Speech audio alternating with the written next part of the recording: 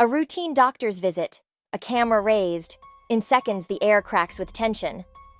Was it just words, or an assault hidden in plain sight? Today, that moment haunts a courtroom. So, when does a confrontation become a crime? If this already has your curiosity on edge, tap like. It tells your brain this story matters. Hit subscribe so you're in the room with me for the next case. Let's go back to February 24th, 2018. Cardi B, one of the most recognizable voices in music, walked into a medical building in Beverly Hills.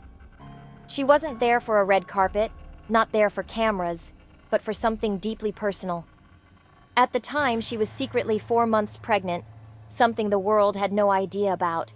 For Cardi, it was supposed to be a private checkup, one of the few moments away from the spotlight. But that privacy cracked the moment she stepped into the hallway.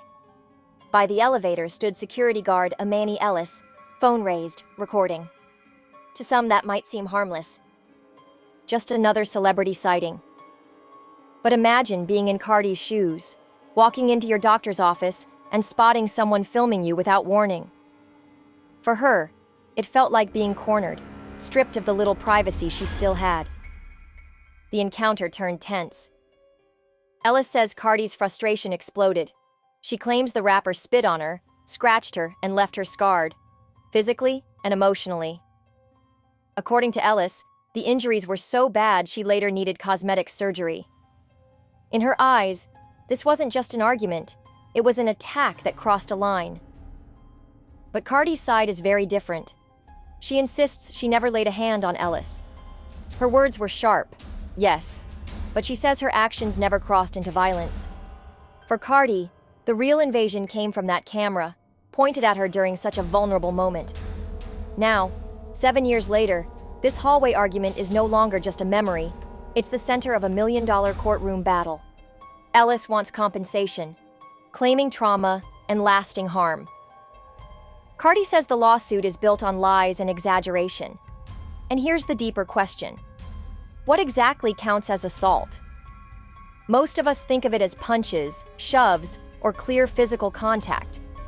But under the law, it can also include spit, threats, or even actions that make someone feel unsafe. That's why the stakes are so high.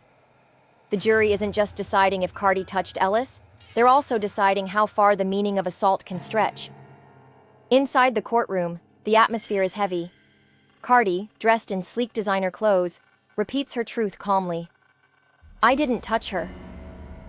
Across the aisle, Ellis's words carry pain and frustration. She spit on me.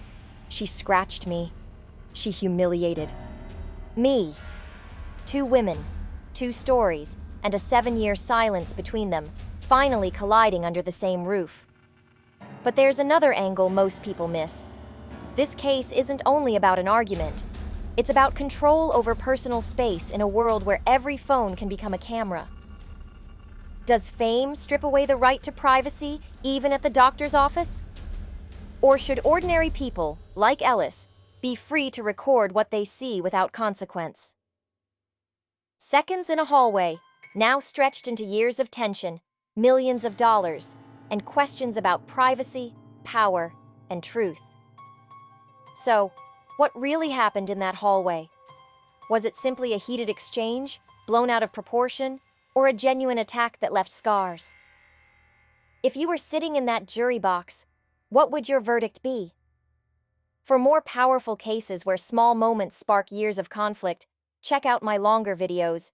You'll find the stories history refuses to let go of.